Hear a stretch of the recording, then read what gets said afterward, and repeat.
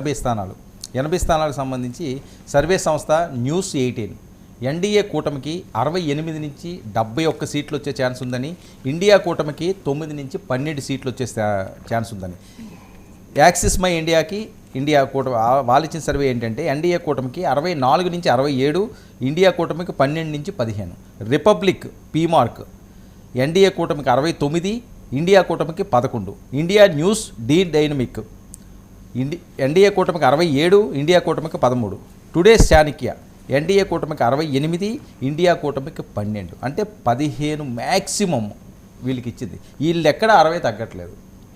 అంటే వాస్తవంగా యూపీలో ఆల్రెడీ బీజేపీకి లాస్ట్ 80 సీట్స్, మీరు ఢిల్లీ ఆ యూపీ ముందు తీసుకోవడం కూడా ఇన్సిడెంటల్ నాకు తెలియదు, కానీ ఢిల్లీ దేశ రాజధాని. యూపీ గెలిస్తేనే ఢిల్లీలో అధికారం ఉంటుంది. యూపీ గెలవకుండా దేశంలో అధికారం రావడం సాధ్యం కాదు. ఎందుకంటే భారతదేశంలో అత్యధిక సీట్లున్న రాష్ట్రం ఉత్తరప్రదేశ్. రాష్ట్రం ఉత్తరాఖండ్ ఏర్పడక ముందు 85 సీట్స్, ఉత్తరాఖండ్కి 5 సీట్లు పోయాక 80 సీట్స్ యూపీలో ఉన్నాయి. ఆ తర్వాత సెకండ్ ప్లేస్లో మహారాష్ట్ర ఉంటుంది, 48 సీట్స్. అవును సార్. అంటే యూపీకి మహారాష్ట్రకు కూడా యూపీలో ఉన్న సీట్లలో 60%. అందువల్ల ఉత్తరప్రదేశ్ గెలవకుండా దేశాన్ని గెలవడం సాధ్యమే కాదు. సో అక్కడ యూపీకి వచ్చేవరకు ఏమవుతుంది అంటే బీజేపీ చాలా బలీయమైన శక్తిగా ఎమర్జ్ అయి ఉంది. మీకు బహుజన్ సమాజ్ పార్టీ వీక్ అయింది, బీజేపీ బలంగా ఉండడం లాస్ట్ ఎలక్షన్లో కూడా 62 సీట్లు స్వయాన గెలుచుకుంది. సో మిత్రపక్షాలతో కలిపితే ఇప్పుడు ఏమీ సీట్లు పెరగడం లేదు. వాస్తవంగా 15 సీట్లు కనుక ఇండియా కూటమి గెలిస్తే బీజేపీ బలం తగ్గినట్టే లెక్క కంపేర్ టు లాస్ట్ ఎలక్షన్. 1-2 తగ్గడమే తప్ప పెరగడం కాదు. సో యూపీలో కొంత దెబ్బ తగులుతుంది అని అందరూ అంచనా వేశారు. ఎందుకంటే అక్కడ రైతుల ఉద్యమ ప్రభావం ఉంది, రెస్లర్ ప్రొటెస్ట్లు, జాట్లలో వ్యతిరేకత ఉంది, రాజ్పూట్లలో వ్యతిరేకత ఉంది, యోగి మోడీల మధ్య గ్యాప్ ఉంది. సో ఇవన్నీ ఫ్యాక్టర్స్ కూడా రామాలయం గతంలో లాగా పోలరైజ్ చేయడం లేదు. సో సోషల్ ఇంజనీరింగ్కి వచ్చే వరకు సమాజ్వాదీ పార్టీ కాంగ్రెస్ కలవడము, సో ముస్లిం ఓటు టోటల్ కన్సాలిడేషన్ కావడము, యాదవ్ ఓటు టోటల్ కన్సాలిడేట్ కావడంతో పాటు ఇతర ఓబీసీలను అట్రాక్ట్ చేసేటువంటి ఒక లార్జర్ మండల్ పరివార్ను బిల్డ్ చేయాలన్నది సమాజ్వాదీ పార్టీ ప్రయత్నం చేసింది. బీఎస్పీ వీక్ అయిన తర్వాత బీఎస్పీ అనుకూల జాతవ్ ఓటర్లను ఆకర్షించడానికి ఎస్పీ పెద్ద ప్రయత్నం చేసింది. ఎందుకంటే బీఎస్పీ బలంగా ఉన్న రోజుల్లోనే నాన్ జాతవ్ దళితులను బీజేపీ అట్రాక్ట్ చేసింది.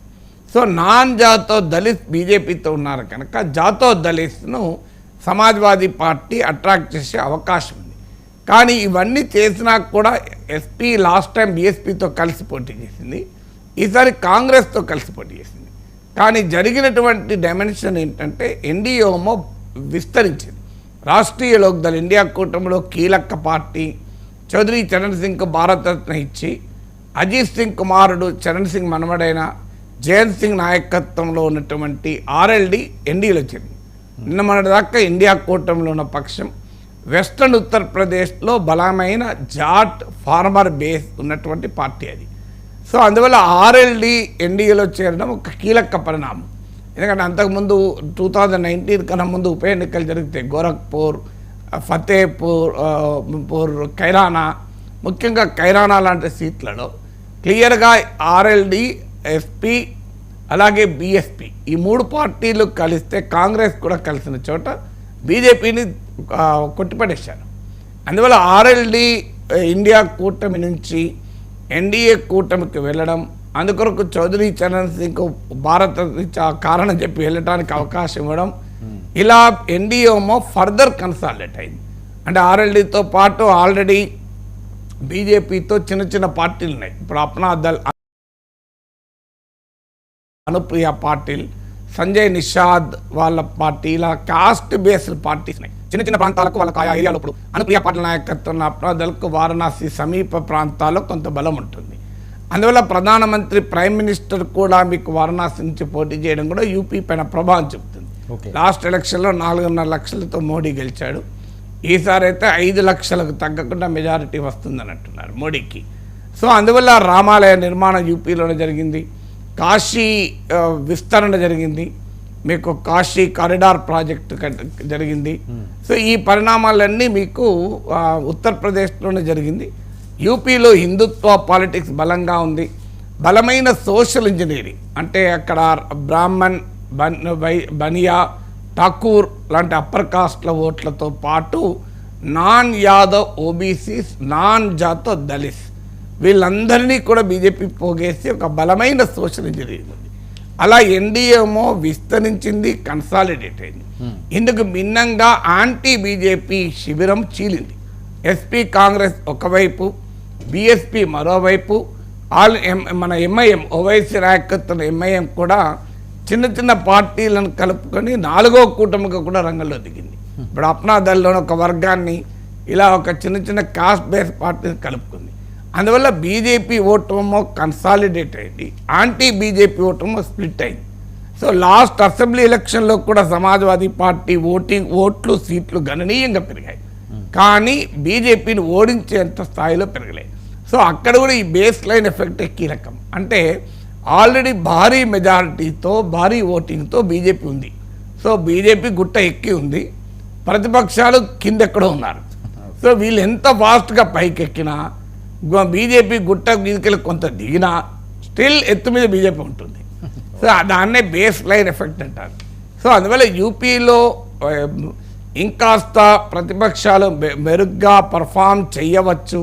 ఎందుకంటే అగ్రికల్చర్ రైతాంగ వ్యతిరేకత ఉంది, యూత్లో అన్ఎంప్లాయ్మెంట్ గురించి ఆందోళన ఉంది, ధరల పెరుగుదల మీద వ్యతిరేకత ఉంది. ఒకప్పట్లాగా అయోధ్య ఇష్యూ పోలరైజింగ్గా లేదు. ఇవన్నీ ఫ్యాక్టర్స్ ఉన్నాయి. కానీ లాస్ట్ 15 డేస్లో మోడీ ఎత్తుకున్న హిందూ ముస్లిం పాలిటిక్స్ బాగా ప్రభావం చూపే రాష్ట్రాలు యూపీ ఒకటి. సో అందువల్ల ప్రతిపక్షాలకు వ్యవసాయ సంక్షోభము, రైతుల నిరసన, ఉద్యోగాలు, అలాగే ధరల పెరుగుదల, అగ్నివీర్ పథకము ఇవన్నీ కూడా బీజేపీ పట్ల అసంతృప్తిని పెంచినవా నిజం. కానీ ఆ అసంతృప్తిని ఓటింగ్గా మరల్చుకునేంత స్థాయిలో యాంటీ బీజేపీ శిబిరం కన్సాలిడేట్ అయ్యలేదు. సో అది కనుక జరగకపోతే ఇదే రకమైన రిజల్ట్ వస్తుంది. అందువల్ల కాస్త ఇంకా బెటర్గా పర్ఫామ్ చేయవచ్చు అని అన్నారు. ఎందుకంటే కనీసం ఒక 10-15 సీట్లు, 10 సీట్లకు తగ్గకుండా బీజేపీ దెబ్బతింటుంది అనేది గతంలో అంచనా. సో చూడాలి యూపీలో తన లీడ్ అయితే ఎవరు కూడా బీజేపీకి 50కి తగ్గుతాయని ఎవరల్లే. సో అన్ని ప్రీపోల్ సర్వేలకు కూడా 60+ బీజేపీ డామినేషన్ ఉంటుంది. అయితే 50+ 60+ అనేది చర్చ తప్ప బీజేపీ డామినేషన్కు ఛాలెంజ్ ఉంటుందనేది ఎవరు అనలేదు అక్కడ. ఎందుకంటే యోగి ఆదిత్యనాథ్ బలాన్ని కూడా మోడీ గుర్తించి ప్రత్యేకంగా దేశంలో ఏ ముఖ్యమంత్రిని మోడీ ఎక్నాలెడ్జ్ చేసిన చరిత్ర లేదు మీకు, మోడీ ఎక్కడా కూడా.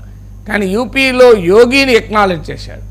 సో అందువల్ల యోగి పట్ల మోడీ చిన్న చూపు చూస్తున్నాడు.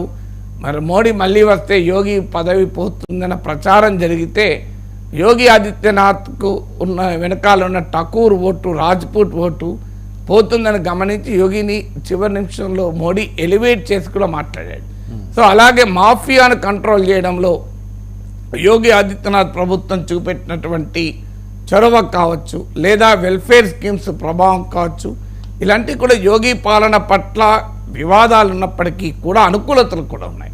సో అవన్నీ బీజేపీకి అడ్వాంటేజ్గా మారాయి.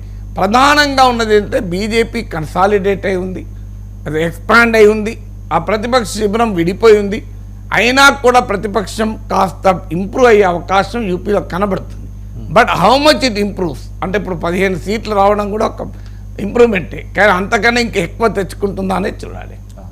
సార్, ఈ వారణాసి, అయోధ్య, ఈ శివరామ స్మరణే మోదీకి ఒక పాజిటివ్ వైబ్రేషన్ తెస్తున్నదా? అంటే అది డెఫినెట్గా అది ఇంపార్టెంట్ పాలిటిక్స్. లేకపోతే ఎందుకు మాట్లాడతా, లాస్ట్ వరకు కూడా హిందూ ముస్లిం మాట్లాడాడు కదా.